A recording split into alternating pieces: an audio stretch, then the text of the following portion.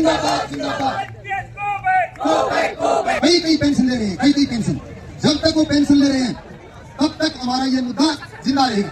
अब नोट पर एक बात तो बहुत गंभीर बात है, चिंतनीय बात है हमारे लिए, वो ये है कि जब भी किसी नियम में, किसी कानून में, किसी व्यवस्था में खामी होती है और वो खामी को उस नियम को बनाने वाला पैदा करता है तो वो ध्वस्त हो जाया करती है। ये एनपीएस बनाने वाले जो नेता हैं वो एक नहीं कई पेंशन ले रहे हैं, और जब तक वो लेते रहेंगे और हमारी एक पेंशन भी नहीं, उनकी कई पेंशन है, तब तक हमें निराश होने की जरूरत नहीं है, घबराने की जरूरत नहीं है, संघर्ष को कंटिन्यू रखना है। जितने भी मंत्री हैं कितने प्रकार की पेंशन को लेते हैं, लेकिन एक कर्मचारी 58 या 60 वर्ष तक सेवा उपरांत उसको जैसा वो केवल वेतन के सहारे पर ही आता है और वैसे ही चला जाता है। साथियों, मेरा आपसे अनुरोध है कि हजारों की संख्या में यहाँ पर हमारे कर्मचारी इकट्ठे होने चाहिए थे, लेकिन संख्या कम है।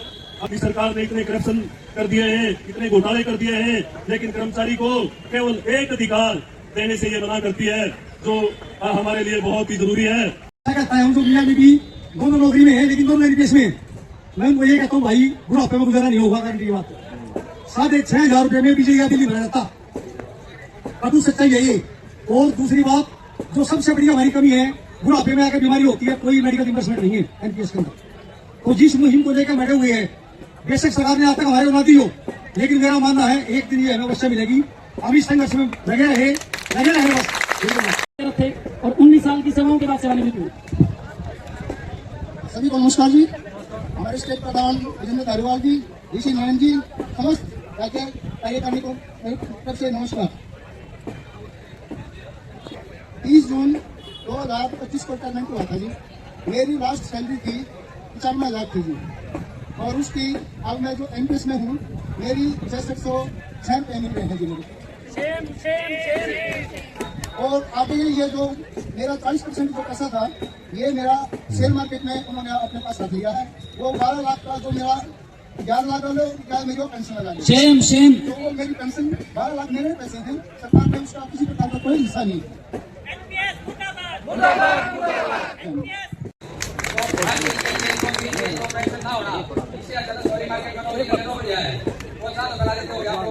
यहाँ कुछ नहीं है, ना मेडिकल सुविधा है, ना कुछ और सुविधा है। मैं तो कई बार ऐसे हमारी बात हुई नहीं है। सरकार ने ये तो सोचना चाहिए, मेडिकल सुविधा की तो कम से कम बोलते हैं। मेडिकल में कुछ है क्या? मेडिकल का तो आम आदमी का मेडिकल बना हुआ है, एक जमींदार का बना हुआ है, एक दुकानदार का भी आयुष्मान बना हुआ है, लेकिन व्यवसाय के बाद लगा किसी का मेडिकल सुविधा भी नहीं है। प्रिवेंशन तो बहुत बड़ी मांग कर रही है। और इसके साथ साथ मैं एक सुझाव आपको देता हूँ, संघर्ष को और ज्यादा मजबूत करेंगे खासकर प्रधानी, क्योंकि हर विश्वविद्यालय में या हर सरकार के विभाग में पोस्ट से खाली है। जो आज हमारे कर्मचारी हैं, आगे की लड़ाई करनी है, इसके साथ हम छात्रों को भी जोड़ दें, क्योंकि अगर भर्ती होने तो छात्री तो नौकरी करेंगे। या भाई हमारे साथ अगर छात्र जुट जाएंगे ना, तो तंत्र मंत्र की तरह समस्या बहुत जल्दी मानी जाएगी। तो छात्र भी नौकरी करने वाले जल्दी आप जो करेगा पोस्ट खाली है, जो लगेगा वहाँ कर्मचारी नहीं आएगा, छात्र आएगा। तो जितना छात्र इस मुहिम में जोड़ोगे उतनी जल्दी आपकी जीत होगी। मेरा तो ये सुझाव मेन है, और इसको आप ध्यान में रखकर उसको आगे रखें। हम कोशिश करेंगे कानूनियों के अंदर जो भी प्रदर्शन होगा वो छात्र आप साथ लेकर आएंगे, छात्रों को इस मुहिम में साथ जोड़ेंगे, क्योंकि भविष्य में नौकरी छात्रों की भी है। छात्र सबसे बड़ी चीज है इस मामले में। धन्यवाद साथियों। प्रजातंत्र में संख्याबल का ही महत्व है। तो आप लोग जो यहाँ आए हैं, एक नहीं, आप सब अपने साथ कम से कम 50 लोगों को जोड़ो, तो हमारी ये जीत निश्चित है कि हम ओपीएस लेकर रहेंगे। अन्यथा वाली बात नहीं है, क्योंकि देखो एनपीएस की यूपीएस की ओर जाना, यानी सरकार को भी हमारी मांगों की यूज पहुंच चुकी है, स्वीकृति उन्हें है, लेकिन वो ये देखना चाहते हैं कि हम अपने संघर्ष में किस हद तक महत्व देते हैं, कितना संज्ञापन हमारा आता है, और कितने ज्यादा लोग हम अपने मुद्दे के प्रति जागरूक हैं। और जिस दिन से ये संख्या बढ़ेगी, निश्चित रूप से हमारा ये आंदोलन सफल आंदोलन रहेगा, और आप सब ओपीएस के भागीदार होंगे। तो एक बार ओपीएस की नारा लगाएंगे, पुरानी पेंशन अधिकार हमारा, पुरानी पेंशन अधिकार हमारा, पुरानी पेंशन।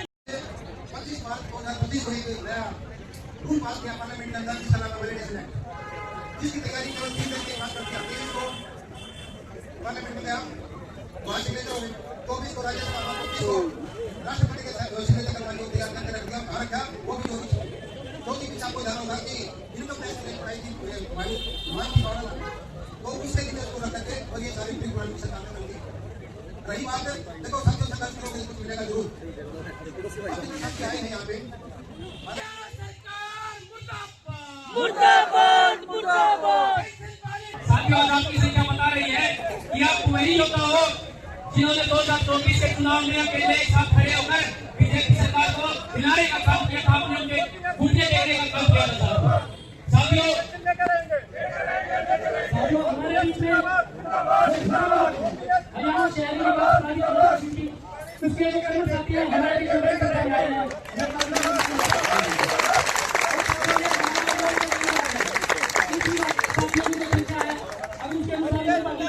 जिले में समस्त विभागों से ज्यादा रहती है तो मैं सीधे से तमाम साथियों का कर्मचारी एकता जिंदाबाद जिंदाबाद जिंदाबाद।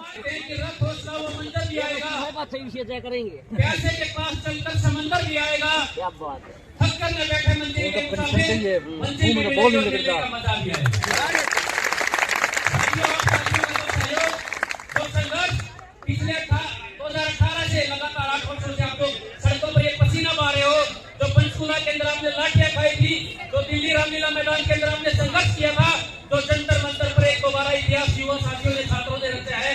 साथियों वही इतिहास रचने का काम समय आ चुका है। साथियों आप देख पा रहे होंगे कि किसान आंदोलन है, चाहे छात्र आंदोलन है, इसी तरह उन आंदोलनों में भी पेंशन वाली संघर्ष समिति के आंदोलन का जिक्र किया जाता है कि हमारे से पहले लड़ने वाले साथी पेंशन वाली संघर्ष समिति के बहादुर कर्मचारी साथी थे। साथियों मैं सभी साथियों से आग्रह करता हूं कि आने वाले समय के अंदर जिस जिले में भी हमारा कार्यक्रम होगा पेंशन वाली संघर्ष समिति का, आप अपने साथियों को वहां के साथियों को पूरे जोश के साथ उनको वहां शामिल कर लीजिए। ये हमारा आग्रह है आप सभी साथियों से। जो हमारे बीच में हमारी वार्ता संघ की हमारी पहले बैठी है, इन बहनों से भी आग्रह करते हैं कि आने वाले जो आंदोलन होंगे वो आप की रेडी आप उस आंदोलन की रेडी है, आप उस आंदोलन को आगे बढ़कर चलाना है। कौन सा निभाव गया तो संगठन को मजबूत करे और कभी संभव है और कोई चीज दुनिया में संभव नहीं। अगर हमारा मन हो लेने का तो सरकार की कई रहती है, आज है तो कल नहीं है, तो हमारे में शक्ति होनी चाहिए और शक्ति महिलाओं में ज्यादा होती है। महिला ही देश को उधर उधर कर सकती है। आपने देखा होगा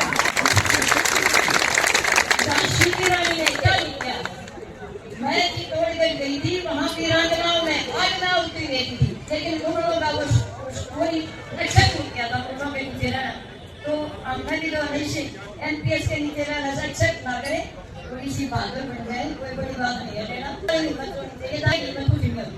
इसी के साथ ऐसे की जब तक पड़ेगी और ये पेंशन निश्चित तौर पे आपका संघर्ष कामयाब होगा और निश्चित तौर पर एक बड़े होने के नाते में कहता हूँ 100% आपको पेंशन मिलेगी।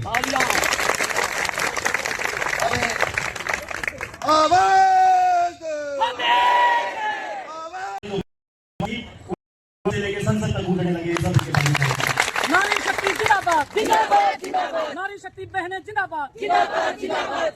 रोहतक जिला के तमाम NPS पीड़ित कर्मचारी साथियों, पेंशन वाली संघर्ष समिति का ये लंबा आंदोलन आप सब ने देखा है कि जिस मुद्दे की चर्चा हमारे ऑफिस में नहीं होती थी, आपके आंदोलन की वजह से आज उस मुद्दे की चर्चा विधानसभा में, संसद में, मैनिफेस्टो कमेटियों में हर जगह आपके मुद्दे की चर्चा है। तो आपके आंदोलन की बदौलत है, आपकी एकता की बदौलत है, आपकी शक्ति की बदौलत है, आपकी दृढ़ता की बदौलत है। साथियों इस आंदोलन को यहाँ तक लेकर आए आप सब निश्चित तौर पर हम जीत की दहलीज पर थे। हमने अपने हिस्से का संघर्ष कर दिया था, लेकिन उस साथी संघर्ष से अछूते रहे। अब हमें उनके हिस्से का संघर्ष करना है, तब हमारी जीत निश्चित हो जाएगी। उनके हिस्से का संघर्ष भी हमने करना, वो हमारे हिस्से आया है, तो जितना वो पूरा कर लेंगे हमारी जीत खत्म है, इसमें कोई दो राय नहीं। तो रोहतक जिला हमेशा से अग्रिम पंक्ति में रहा है, जब भी हमने कोई भी कॉल दी हो। साथियों आज हमने इस पैदल मार्च का आगाज रोहतक जिले से किया है, जो तमाम जिलों से होते हुए 7 फरवरी को हम राज्य स्तरीय सम्मेलन क्षेत्र में करेंगे, तो मैं उसका भी न्योता आपको देने आया हूँ। साथियों आपका आंदोलन आज बड़ा क्यों है? आज जंतर मंतर के चर्चे हर जगह पर है। कुछ दिन पहले आप भी जंतर मंतर पर गए थे, वहां पर सरकार आपको हमारी राष्ट्रीय कार्यकारिणी को परमिशन देने से भी मना कर चुकी थी। आपके छोटे भाई, आपके साथी, आपके हरियाणा का नेतृत्व जो करें भाई जितेंद्र धारीवाल, और उसकी पूरी टीम हम 5 दिन वहां थाने के अंदर बैठा के रखे, लगातार हमको वहां घुमाया गया, तब जाके आपको परमिशन मिली थी। और उसके बाद भी शांतिपूर्ण प्रदर्शन हमने किया, तो वहां के जो अधिकारी थे उन्होंने कहा कि स्पेशल किसी केंद्रीय मंत्री का फोन आया कि आप पर को मुकदमा दर्ज करना हमारी मजबूरी है, हम करना नहीं चाहते। तो आज आप देखो आपका आंदोलन कितना बड़ा हो गया है। मैं तो ये कहता हूँ कि 56 किलो के छोड़े ना भाई, 56 इंच सीना वाला। हमारी बहनों ने जब हम आपने देखा वो जून के अंदर साइकिल यात्रा लेकर निकले थे, उस साइकिल की मूठ पकड़कर अपने पसीने से सड़कों को सींच कर उसके अंदर OPS बीत रहे थे, तब आपने हमारी कलाइयों पर रक्षा सूत्र बांधे थे। उन शिक्षा सूत्रों की कसम सौगंध उठाकर हम कहते हैं कि जब तक पुरानी पेंशन बहाल नहीं हो जाती, आपको पेंशन नहीं दिलवा देते, तब तक इस संघर्ष को बढ़ा रखेंगे, जारी रखेंगे। बस आपसे एक निवेदन रहेगा कि इसी शक्ति के साथ आप इस आंदोलन में आशीर्वाद देते रहे तो आपकी जीत निश्चित होगी। आपका आंदोलन आज बड़ा है, आपका आंदोलन को हर संगठन आशीर्वाद देने आपके बीच में बैठा है, क्योंकि हम हमारा आपका नेतृत्व बड़ी नेकता से, ईमानदारी से एक ही मुद्दे पर फोकस करके हम आगे बढ़ रहे हैं, और वह पुरानी पेंशन। जो बीजेपी सरकार जो ये कहती थी कि इसके अंदर एनपीएस के अंदर कोई कमियां नहीं है, वही सरकार आज उसमें सुधार करने पर मजबूर है। क्यों मजबूर है? आपके आंदोलन की बदौलत। जो प्रधानमंत्री इस मुद्दे पर बात करने को तैयार नहीं था, आपने देखा होगा हरियाणा में चुनाव के दौरान, कुरुक्षेत्र में रैली के दौरान उन्हें ओपीएस के मुद्दे पर चर्चा की थी। ये आपका दबाव था साथियों। आज सरकार नीति के ऊपर आपके दबाव में, चाहे हरियाणा सरकार हो चाहे केंद्र सरकार हो, हर दिन नए नए ऊपर से आदेश आते हैं कि एनपीएस को लेकर दोबारा से कमेटी गठित कर दी गई है, यूपीएस को लेकर दोबारा से कमेटी गठित की गई है। यूपीएस लेकर आए थे, आपने उसका परिणाम दिखाया, सरकार को आईना दिखाया कि कितने लोगों ने उसको अडॉप्ट किया। मात्र 1-2% लोग ही उसमें गए, क्योंकि वो भी वो लोग गए जो जिनकी 5 से 7 साल की सर्विस थी, जिनका सर्विस लाइफ कम थी, सिर्फ वो कर्मचारी इसके अंदर गए हैं। और दोबारा से पुनः सरकार मजबूर है उस पर विचार करने के लिए। लगातार हमारी, आप ये मत समझिए कि आंदोलन चुनाव के बाद रुक गया, कभी एक दिन भी आपका चुनाव नहीं रुका। धारीवाल जी लगातार दिल्ली से संपर्क में है, पीएमओ ऑफिस में जो वहां अधिकारी है, जो वो अधिकारी आईएएस अधिकारी जो एनपीएस से पीड़ित है, वो आपको कॉल करके सुझाव देते रहते हैं, आपसे मीटिंगें करते रहते हैं कि कैसे हम इसके ऊपर और आगे बढ़ सकते हैं, क्योंकि वो भी इसके बाद तमाम अधिकारी के तमाम विभागों में बैठे हैं, वो आपको हर प्रकार का सहयोग देने के लिए तैयार है। साथियों, आंखों में अरमान लिया, मंजिल को अपना मान लिया, मंजिल को अपना मान लिया, मुश्किल क्या आसान क्या, ठान लिया तो ठान लिया। आ चुका है, हमने अपना संघर्ष दोबारा से शुरू कर दिया, और ये हमारे लिए गर्व की बात है कि जब संघर्ष के लिए हम ये चर्चा कर रहे थे कि किस रूप में संघर्ष किया जाए, तो रोहतक ने सबसे पहले कहा कि शुरुआत हम करें, और इस शुरुआत में ही नारी शक्ति की इतनी बड़ी भागीदारी आपकी इस आंदोलन की जीत को और आखिरी पड़ाव की तरफ जाते हुए की तरफ संदेश करती है। हमारे साथी बैठे विभिन्न संगठनों के, हमने पहले दिन से एक नारा कि पद विभाग और संगठनों की दूरी बुलाकर हमें अपनी इस भविष्य की लड़ाई को लड़ना पड़ेगा। और निश्चित तौर पर मैं गर्व के साथ कह सकता हूं कि हरियाणा प्रदेश ऐसा प्रदेश है जहां पर तमाम संगठनों ने, उनके पदाधिकारियों ने और उनके तमाम साथियों ने पेंशन आंदोलन में बढ़ चढ़कर हिस्सा लिया। उनके लिए हम पहले भी धन्यवाद देंगे और आगे भी हमेशा धन्यवाद देंगे। और चाहे हमारा पंचकुला का मंच हो, मैंने हमेशा एक बात कही है, जो आंदोलन का नेतृत्व करते हैं उन चेहरों को तो शायद आप जानते हो, उनके संघर्ष को तो आप महसूस कर सकते हो, उनके संघर्ष को आप देख सकते हो, लेकिन किसी भी आंदोलन की असली रीढ़ की हड्डी, असली ताकत अगर कुछ होता है वो मंच पर वो बैठे साथी होते हैं जो उन साथियों का साथ देने जाता है। से हमारे साथी आए हैं, कोई कार्यकारिणी के साथी आए हैं, ये इसलिए आए हैं, ये देखने के लिए आए हैं कि हमारे रोहतक के साथियों ने क्या किया है, क्योंकि इनका अगला नंबर उन साथियों का है और उनके ऊपर दबाव है कि रोहतक से बेहतर करना है तो रोहतक जाके देखना। बात आपके आंदोलन की केवल हरियाणा की नहीं है, मैं देश के हर कोने में जाता हूँ, मैं रेलवे वाले साथियों के प्रोग्रामों में जाता हूँ, केंद्रीय कर्मचारियों के प्रोग्रामों में जाता हूँ, मैं अलग अलग राज्यों के जो हमारे आंदोलन है, मैं उन आंदोलनों का गवाह रहा हूँ, और जब मैं वहां पर जाता हूँ तो साथियों का हमारी उपस्थिति हरियाणा के आंदोलनों की उनके हर बयान के लिए दिखाई देती है।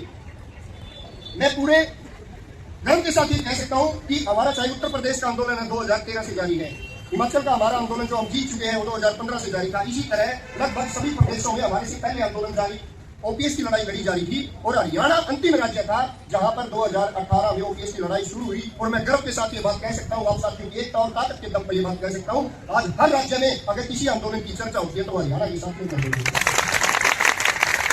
वहां के पदाधिकारी हमें नेशनल की मीटिंग में बताते हैं कि प्रधान जी जब हमारी चर्चाएं होती हैं हमारे कर्मचारी साथियों से, तो नीचे से आवाज आती है कि जिस तरह का आंदोलन हरियाणा प्रदेश में है अगर यहाँ पर भी कर दिया जाए तो निश्चित तौर पर केंद्र सरकार उसी दिन जीतेगी। हरियाणा अकेला ऐसा राज्य है जहाँ के साथियों ने पंचकुला जाकर अपने हक की लड़ाई के लिए जाकर लाठियां खाने का काम किया। केवल ओपीएस आंदोलन में हरियाणा ऐसा अकेला राज्य है जिनके ऊपर कर्मचारियों में न केवल लाठियां चली बल्कि आंसू गैस के गोले भी लागे। उसके बावजूद भी हमारे साथी अपने मुद्दे को लेकर अड़िग रहे, अपने संघर्ष को लेकर अड़िग रहे, और इसका परिणाम रहा जैसा कि नैन साहब ने कहा कि प्रधानमंत्री जी जो मन की बात रेडियो पे करते थे, उन्होंने कुरुक्षेत्र में आकर ओपीएस के ऊपर चर्चा करने के लिए मजबूर हो गए। ओपीएस की घोषणा तो बाद में हुई है, केंद्र सरकार ने बाद में कैबिनेट में पास किया, उससे पहले हमारे चुनाव के दौरान कुरुक्षेत्र रैली में मोदी जी ने इसकी चर्चा कर दी थी। वो ड्राफ्ट हमारे पास पहले आ चुका था, और जैसे ही वो ड्राफ्ट आया हमने तुरंत सरकार को कह दिया था कि यूपीएस तो ओपीएस से भी खतरनाक होने वाली है, इस चीज के ऊपर हम सहमत नहीं होने वाले। लेकिन सरकार की वही नीति, वही चालाकियां, उन्होंने ऐसे संगठनों को अपने पास बुलाया जो उनके अपने पोषित संगठन होते हैं और उनसे उस पर सहमति ली। सहमति तो ले ली, लेकिन यूपीएस अडॉप्ट नहीं करवा पाए। ये गर्व की बात है कि देश का कर्मचारी इतना जागरूक है कि जब यूपीएस की पॉलिसी को अडॉप्ट करने के लिए कर्मचारियों पर दबाव डाला गया और उनको कहा गया कि 1 अप्रैल से हम केंद्र सरकार इसको लागू कर रही है और 30 जून तक का समय मिलेगा, उसके बाद आपको मौका नहीं देंगे। ताकि ये गर्व का विषय था कि 1% कर्मचारी यूपीएस को अडॉप्ट नहीं किया, सरकार उसी दिन सरकार की। बस ये बात समझाने की जरूरत है। हमारे विश्वविद्यालय के साथी बैठे, हमारे प्रधान जी बैठे, हमारे आंदोलन में हमारे साथ रहे हैं। इन्होंने ये कहा कि इस आंदोलन को छात्रों के बीच में ले जाने की बात जरूरत है, इस आंदोलन को समाज के बीच में ले जाने की जरूरत है। और मैं तो ये बात कहूंगा कि आंदोलन समाज के बीच जा चुका है, बस उस समाज को अपने साथ जोड़ने की। आप खुद समाज का हिस्सा है, आप खुद उस समाज से भागीदारी रखते हैं उस समाज में, और उस समाज में चाहे आंदोलन हो, चाहे उस समाज का कोई भी कार्य हो, कर्मचारियों की भागीदारी होती है, तो निश्चित तौर पर पूरा समाज आपके साथ खड़ा होगा, क्योंकि उनको पता है कि ये आंदोलन उनके आने वाली पीढ़ी के भविष्य का भी है। और आपके लिए एक अच्छी बात यह है कि आजकल हर जिले का जो चाहे डीसी है, चाहे एसडीएम है, चाहे एसपी है, वो सारे के सारे एमपीएस से पीड़ित अधिकारी हैं। बस इतना सा अंतर है कि हम यहाँ पर बैठकर सरकार के सामने आवाज उठा सकते हैं, अपनी आवाज ऊंची करके इस सरकार को सुना सकते हैं, वो नहीं सुना सकते। पुलिस वाले साथी भी जिन्होंने लाठियां चलाई थी, आंसू जैसे घोड़े चलाए थे, उनको भी बाद में ये पछतावा जरूर हुआ होगा कि आज जिनके ऊपर हमने लाठियां चलाई वो उनके भविष्य की लड़ाई में।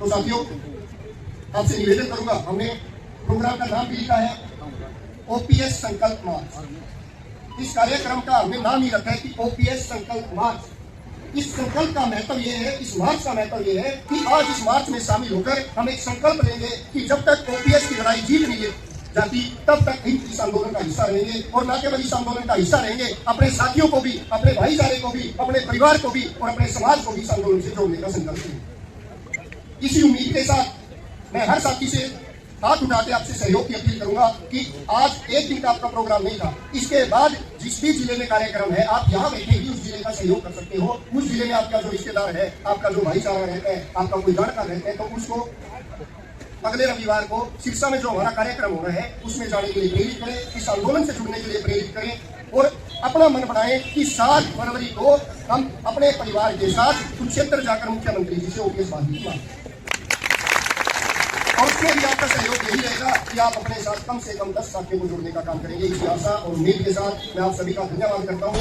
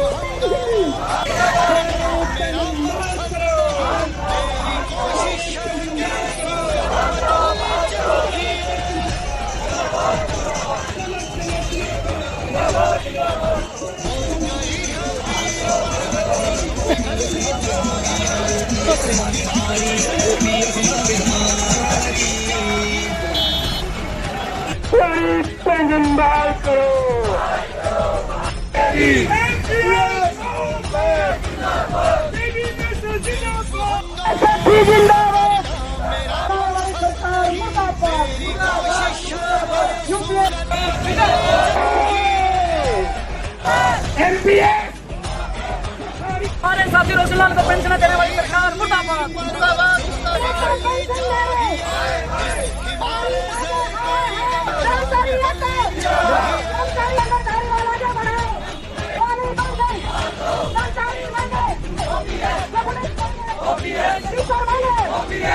आज जो आपने किया है, प्रदर्शन किया है ओपीएस वाली को लेकर, बताएं इसके बारे में। देखिए सर, आप पहले भी ओपीएस आंदोलन के दौरान रहे हो, आप मीडिया के साथियों को उसके लिए मैं बहुत बहुत धन्यवाद करता हूँ। और निश्चित तौर पर जब भी जनता की कोई आवाज होती है, आपके माध्यम से सरकार तक पहुंचने का काम करते हैं। और आज आपने देखा होगा कि विभिन्न विभागों के हजारों हजार कर्मचारी आज मानसरोवर पार्क में इकट्ठा होकर, और हमने आज एक मार्च निकाला है जिसका नाम रखा था ओपीएस संकल्प मार्च। इसके नाम से ही आप समझ सकते हो कि आज हमने एक संकल्प लिया कि जब तक हरियाणा प्रदेश के अंदर पुरानी पेंशन नीति तमाम कर्मचारियों की बहाल नहीं हो जाती, तब तक हमारा आंदोलन जारी रहेगा। और इसके लिए आज ये हमारा पहला पड़ाव था। इसके बाद हर रविवार को हम अगले जिले में इसी तरह के ओपीएस संकल्प मार्च निकालते हुए 7 फरवरी को कुरुक्षेत्र की धरती पर लाखों की संख्या में कर्मचारी, अधिकारी और उनकी फैमिली एकत्रित होकर मुख्यमंत्री जी से पुरानी पेंशन की बहाली की मांग करते हैं। आपने जो है तिरंगा यात्रा निकाली, साइकिल यात्रा निकाली, लंबा काफी संघर्ष हो गया कर्मचारियों को। हर एक पार्टी चुनाव में वादा करती है लेकिन लागू नहीं हुआ, क्या कारण मानते हैं? देखिए, ऐसा नहीं है। अब जब हमारा संघर्ष हमने 2018 में शुरू किया, उसके बाद चाहे राजस्थान हो, चाहे हिमाचल प्रदेश हो, चाहे छत्तीसगढ़ और झारखंड, इन 4 राज्यों के अंदर पुरानी पेंशन नीति बहाल हो चुकी है और वहां पर पुरानी पेंशन आज कर्मचारियों को मिलना शुरू होगी। जो एक दो हमारे कर्मचारी रिटायर होना शुरू होंगे। सरकार इसको बहाल कर सकती है। एक भ्रम सरकार ने जनता को फैलाया कि अगर कर्मचारियों की पेंशन बहाल कर दी तो इससे वित्तीय हानि होगी, इससे देश और प्रदेश में इतना पैसा नहीं है कि इनको पेंशन दी जा सके। लेकिन मैं उनसे सवाल करना चाहता हूँ, मुख्यमंत्री जी से, प्रधानमंत्री जी से, तमाम नेताओं से, जब विधायक सांसदों को पेंशन दी जा सकती है, हर कर्म की अलग पेंशन दी जा सकती है, विधायकी की अलग है, सांसदी की अलग है, और उनके लिए लाखों करोड़ों रुपए की सुख सुविधाएं दी जा सकती हैं, तो आम जनता, गरीब परिवार, मजदूर के बच्चे, किसान के बच्चे, छोटे दुकानदार के बच्चे जो कड़ी मेहनत करके सरकारी सेवा में आते हैं और उनको पेंशन क्यों नहीं दी जा सकती? मैं एक उदाहरण के तौर पर बताऊं, जब देश आजाद हुआ उस समय हमारी वित्तीय हालत क्या थी? उस समय भी कर्मचारियों को पेंशन का प्रावधान था, लेकिन आज प्रधानमंत्री जी कहते हैं कि हमारी 5 ट्रिलियन की एक अर्थव्यवस्था बन चुकी है, तीसरी बड़ी अर्थव्यवस्था बन चुकी है, और इस तीसरी बड़ी अर्थव्यवस्था में विधायकों को तो पेंशन है, नेताओं को तो पेंशन है, लेकिन कर्मचारियों को, गरीब परिवार के बच्चों को देने के लिए पेंशन नहीं है। और ऐसा नहीं है, आप देख लीजिए, अलग अलग तरह की कितनी तरह की स्कीमें सरकारें निकालती हैं, फ्री पैसा बांटने की योजनाएं निकालती हैं, निश्चित तौर पर आप करिए, लेकिन जिन कर्मचारियों को पहले से अधिकार मिल रहा है उस अधिकार को भी देने का काम करिए। अगर आप ऐसा नहीं करोगे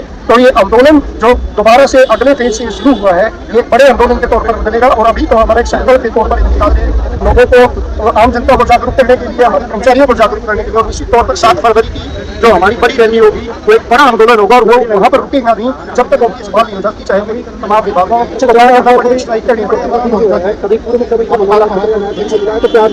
देखिए, हमें लगातार उनसे मिले हैं, उन्होंने कमेटी का गठन किया, उस कमेटी के साथ हमारी लगातार चर्चा है, सकारात्मक चर्चा हुई, और हमने अपने जितने भी आंकड़े उनको दिए, और कहीं ना कहीं जो अधिकारी थे वो आंकड़ों पर सहमत भी थे। लेकिन सरकार की इच्छा शक्ति नहीं है। जब तक इच्छा शक्ति नहीं होगी, कर्मचारियों के प्रति सकारात्मकता नहीं होगी, कर्मचारियों के प्रति उनके बीच में एक भावना नहीं होगी, तब तक योग बहाल होने वाली नहीं है। और निश्चित तौर पर लोकतंत्र है, लोकतंत्र में चीजों की गिनती की जाती है, और आपने देखा होगा चुनाव के दौरान भी कर्मचारियों ने अपने वोट की ताकत दिखाने का काम किया, और आने वाले समय में भी अपनी एकजुटता की ताकत योग बहाल